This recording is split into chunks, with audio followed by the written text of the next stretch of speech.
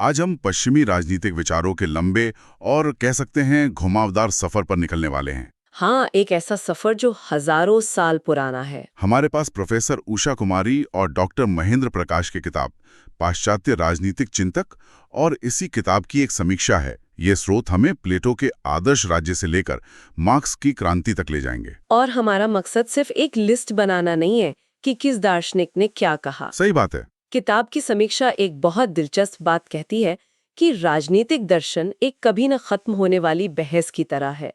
हर नया विचारक अपने से पहले वाले के विचारों को चुनौती देता है, उनसे कुछ सीखता है और अपने समय की समस्याओं का जवाब देने की कोशिश करता है। तो आज हम इसी वैचारिक लेन देन और टकराव की कहानी को समझने की कोशिश करेंगे। बिल्कुल। तो चलिए इस महान बहस की शुरुआत वहीं से करते हैं जहां से ये सब शुरू हुआ, प्राचीन यूनान के दो सबसे बड़े नामों से, प्लेटो और अरस्तु। प्लेटो एक आदर्शवादी थे। बिल्कुल। एक सपने देखने वाले। उन्होंने एक ऐसे आदर्श राज्य की कल्पना की जिसे दार्शनिक चलाएंगे, यानी सबसे बुद्धिमान और ज्ञानी लोग। हाँ, और उनका जो समाज का ढांचा था वो बहुत सख्त था। उन्होंने समाज को 3 हिस्सों में बांटा, उत्पादक, सैनिक और शासक। और यह विभाजन, जहां तक मुझे याद है, इंसानी रूह के 3 हिस्सों पर आधारित था। बिल्कुल, इच्छा, साहस और विवेक। लेकिन यहाँ बात असल में दिलचस्प हो जाती है जब हम देखते हैं कि प्लेटो इन वर्गों के लिए कैसी भाषा इस्तेमाल करते हैं। हाँ, मैंने भी ये पढ़ा और ये वाकई चौंकाने वाला था। उन्होंने शासकों को मार्गदर्शक या चरवाहा कहा, सैनिकों को हित प्रहरी यानी रखवाले कुत्ते, और जो लोग उत्पादन का काम करते थे उन्हें मानव पशु कहा। आज के समय में यह सुनना भी अजीब लगता है। बिल्कुल, ये दिखाता है कि प्लेटो के लिए व्यवस्था और स्थिरता सबसे ऊपर थी, व्यक्ति की स्वतंत्रता से भी ज्यादा। मतलब एक टॉप डाउन अप्रोच थी। हाँ, उनका सोचने का तरीका टॉप डाउन था। वो पहले एक बड़ा आदर्श सिद्धांत तय कर लेते थे, जैसे न्याय क्या है, और फिर उसी के हिसाब से समाज की हर छोटी बड़ी चीज को डिजाइन करते थे। और इसी बात पर उनके सबसे काबिल शिष्य को सबसे ज्यादा आपत्ति थी, यानी अरस्तु। प्लेटो एक आदर्श दुनिया की बात कर रहे हैं जो शायद कभी बन ही ना पाए। ये सुनने में तो अच्छा लगता है, पर क्या ये व्यावहारिक है? मुझे लगता है अरस्तु को भी यही शक था। एकदम सही।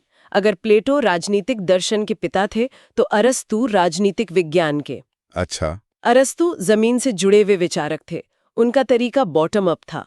उन्होंने उस समय के 158 अलग-अलग राज्यों के संविधानों का अध्ययन किया। 158? हाँ, और फिर उन उदाहरणों से ये समझने की कोशिश की कि एक अच्छी और स्थिर सरकार कैसे काम करती है।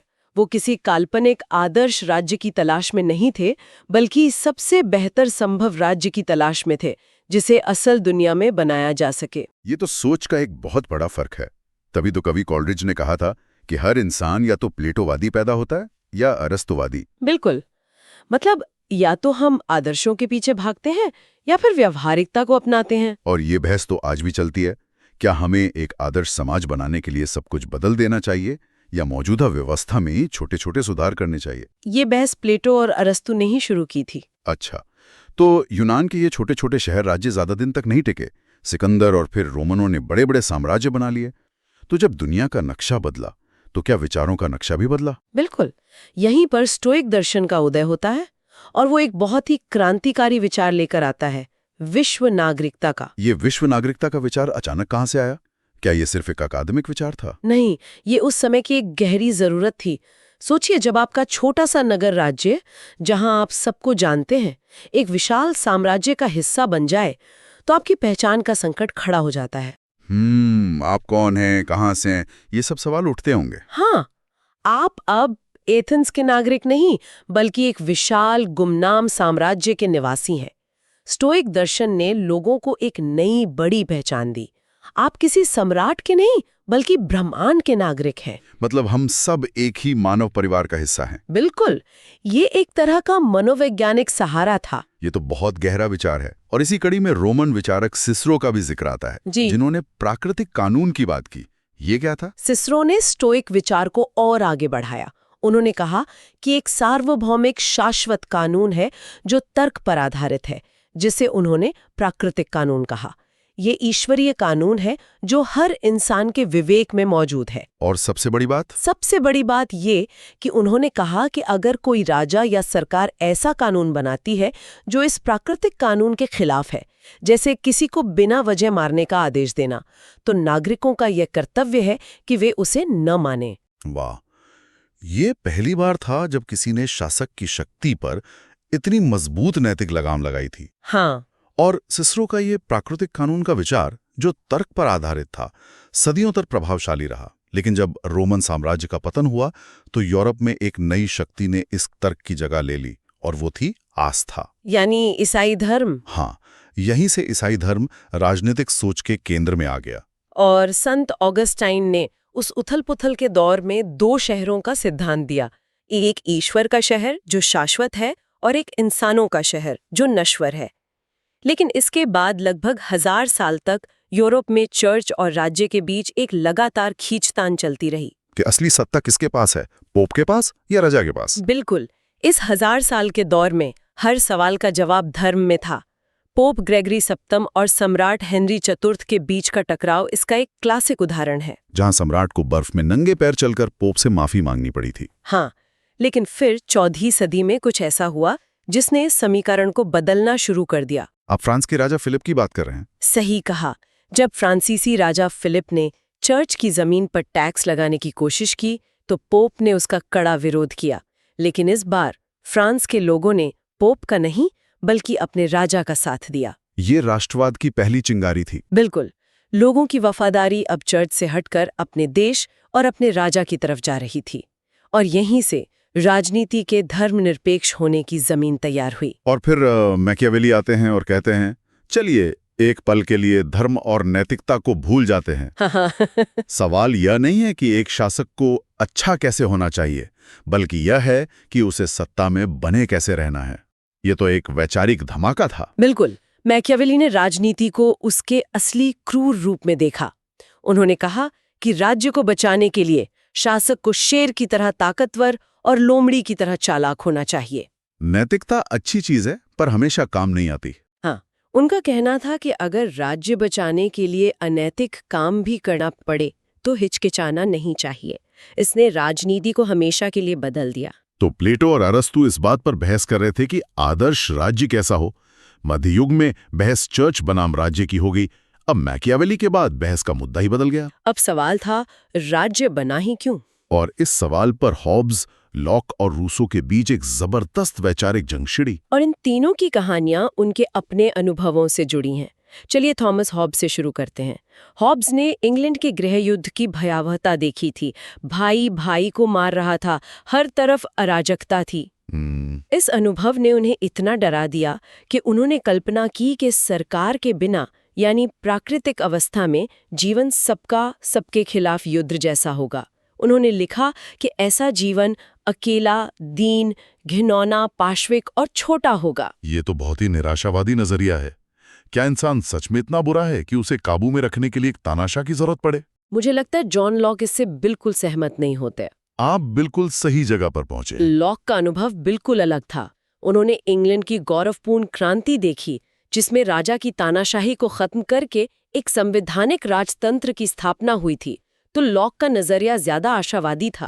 उन्होंने कहा कि लोग प्राकृतिक अवस्था में भी विवेक से काम लेते हैं और उनके पास कुछ जन्मसिद्ध अधिकार होते हैं। हाँ, जीवन, स्वतंत्रता और संपत्ति का अधिकार। और सरकार का काम इन अधिकारों को छीनना नहीं, बल्कि इनकी रक्षा करना है ना। एकदम सही।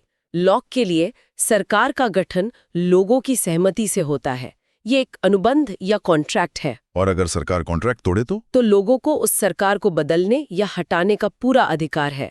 लॉक के ये 3 अधिकार, जीवन, स्वतंत्रता और संपत्ति, आज भी दुनिया के हर उदारवादी संविधान की नींव है। जब भी हम मौलिक अधिकारों की बात करते हैं तो हम असल में लॉक की ही भाषा बोल रहे होते हैं। बिल्कुल। और फिर आके हैं इन दोनों से बिल्कुल अलग जीन जाक रूसो। वो तो नागरिक समाज को ही समस्या की जड़ बता देते हैं। ये थोड़ा अजीब नहीं है? रूसो एक विद्रोही विचारक थे। उन्होंने कहा कि प्राकृतिक अवस्था में इंसान भला और आजाद था, लेकिन जैसे ही किसी ने जमीन के एक टुकड़े पर बाण लगाकर कहा, ये मेरा है, वहीं से सारी समस्या शुरू हो गई। हाँ, वहीं से निजी संपत्ति, असमानता और समाज की सारी बुराइयां शुरू हो गईं। उनका मशहूर वाक्य है, मनुष्य स्वतंत्र पैदा होता है और वो सर्वत्र जंजीरों में जकड़ा हुआ है। तो उनका समाधान क्या था?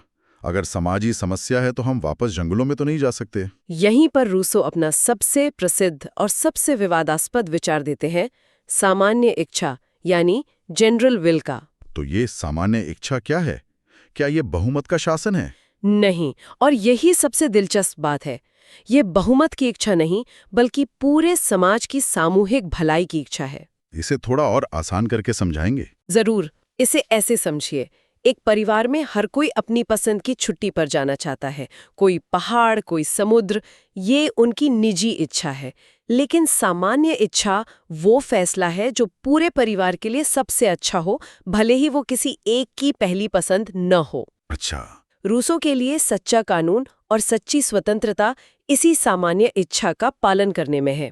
उनके इसी क्रांतिकारी विचार ने फ्रांसीसी क्रांति को आग दी। वाह, तो एक ही सवाल के 3 अलग-अलग जवाब। हॉब्स ने अराजकता के डर से तानाशाही को चुना, लॉक ने अधिकारों की रक्षा के लिए सीमित सरकार को, और रूसो ने सच्ची स्वतंत्रता के लिए सामान्य इच्छा को। इसके बाद यूरोप में प्रबोधन का युग आता है, तर्क का युग, और यहाँ सबसे बड़ा नाम है इम्मानुएल कांट का। कांट दर्शन के इतिहास में एक मील के पत्थर की तरह हैं। उनका नारा था, अपने विवेक का उपयोग करने का साहस रखो। उन्होंने दर्शन में एक कोपरनिकन क्रांति की। ये कोपरनिकन क्रांति सुनने में बहुत बड़ा शब्द लगता है। इसका असल मतलब क्या था? इसका मतलब था सोच में 180 डिग्री का घुमाव। कोपरनिकस ने बताया था कि ब्रह्मांड पृथ्वी के चारों ओर नहीं घूमता, बल्कि पृथ्वी सूर्य के चारों ओर घूमती है। सही। उसी तरह कांट ने कहा कि हमारा दिमाग बाहरी दुनिया की सिर्फ एक निष्क्रिय तस्वीर नहीं खींचता, बल्कि हमारा दिमाग ही सक्रिय रूप से हमारे अनुभवों को आकार देकर हमारे लिए दुनिया का निर्माण करता है। यानी हम ज्ञान के सिर्फ रिसीवर नहीं, बल्कि क्रिएटर हैं। हाँ, इस एक विचार ने दर्शन की दिशा ही बदल दी। और उनका नैतिक सिद्धांत भी है, निरपेक्ष आदेश। यानी ऐसा काम करो जो एक सार्वभौमिक कानून बन सके। लेकिन सार्वभौमिक कानून का क्या मतलब है? क्या ये उपयोगितावाद जैसा नहीं है, जो सबके भले की बात करता है? बिल्कुल नहीं, और यही कांट की खासियत है। उपयोगितावाद, जिसे बेंथम और मिल ने दिया, परिणाम देखता है कि क्या इस काम से अधिकतम लोगों का अधिकतम सुख बढ़ेगा। अच्छा। कांट कहते हैं, परिणाम से फर्क नहीं पड़ता।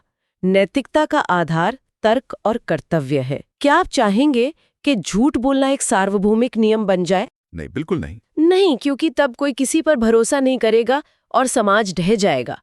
इसलिए झूठ बोलना हमेशा गलत है, चाहे परिणाम कुछ भी हो। ये नैतिकता को भावनाओं और नतीजों से निकालकर शुद्ध तर्क पर आधारित करता है। बिल्कुल। और दूसरी तरफ थे उपयोगितावादी, जेरेमी बेंथम और जॉन स्टुअर्ट मिल। उनका फलसफा ज्यादा सीधा सरल लगता है। जो चीज ज्यादा सुख दे और दुख कम करे वही सही है। हाँ, बेंथम के लिए सुख बस सुख था, चाहे वो कविता पढ़ने से मिले या कोई बचकाना खेल खेलने से। लेकिन उनकी शिष्य जॉन स्टुअर्ट मिल ने इसमें एक महत्वपूर्ण सुधार किया। उन्होंने गुणवत्ता की बात की। हाँ, उन्होंने कहा कि सुख की मात्रा के साथ साथ उसकी गुणवत्ता भी मायने रखती है।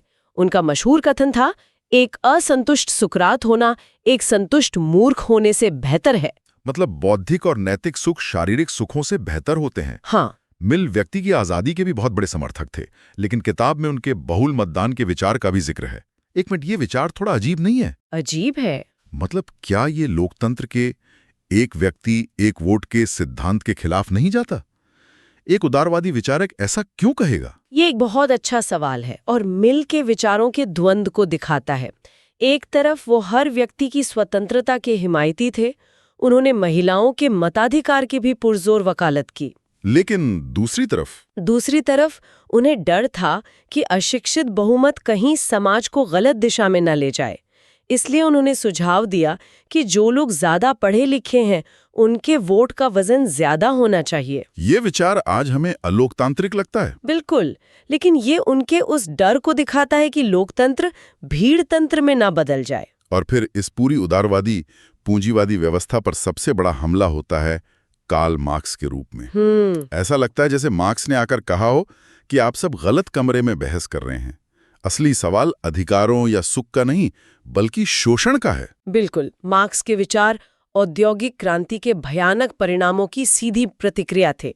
उन्होंने देखा कि कैसे कारखानों में मजदूरों से दिन रात काम कराया जा रहा है, उन्हें उनकी मेहनत का बहुत छोटा हिस्सा मिलता है। और सारी दौलत फैक्ट्री मालिकों के पास जमा हो रही है। हाँ, उन्होंने इस व्यवस्था को बुर्जुआ पूंजीपति वर्ग और सर्वहारा मजदूर वर्ग के बीच का संघर्ष बताया। उन्होंने अलगाव या एलियनेशन का सिद्धांत भी दिया, जो मुझे बहुत मार्मिक लगा।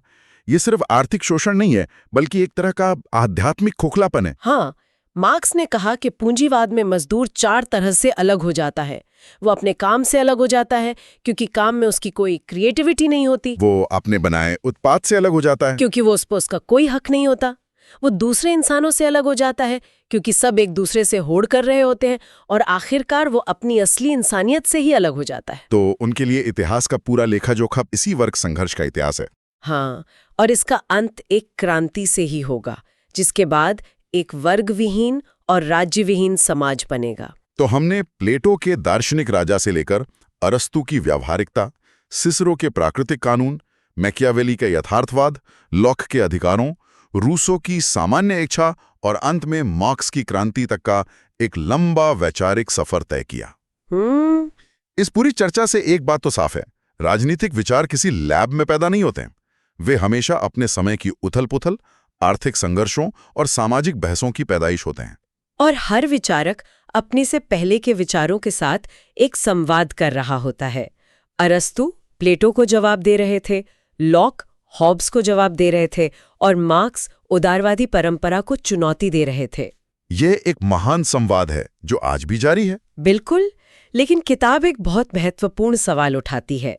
यह मैरी वोल्स्टनक्राफ्ट जैसी नारीवादी विचारकों का भी जिक्र करती है, जिन्होंने बहुत पहले ही ये तर्क दिया था कि स्वतंत्रता और न्याय पर सदियों से चली आ रही ये बहस अधूरी थी। अधूरी कैसे? वोल्स्टनक्राफ्ट और उनके बाद के नारीवादी विचारकों ने बताया कि इस महान संवाद में आधी मानवता यानी महिलाओं को तो कभी शामिल ही नहीं किया गया। अच्छा। जब लॉक मनुष्य के अधिकारों की बात कर रहे थे, तो असल में उनका मतलब सिर्फ पुरुषों से था। सदियों तक महिलाओं को नागरिक नहीं, बल्कि संपत्ति समझा गया। तो ये श्रोताओं के लिए एक विचार छोड़ जाता है। हाँ, हमारे आधुनिक राजनीतिक विचार, चाहे वो स्वतंत्रता हो, न्याय हो या समानता, कैसे बदल जाते हैं जब हम उन आवाज़ों और अनुभवों को जानबूझकर शामिल करते हैं जिन्हें ऐतिहासिक रूप से इस बहस से बाहर रखा गया था।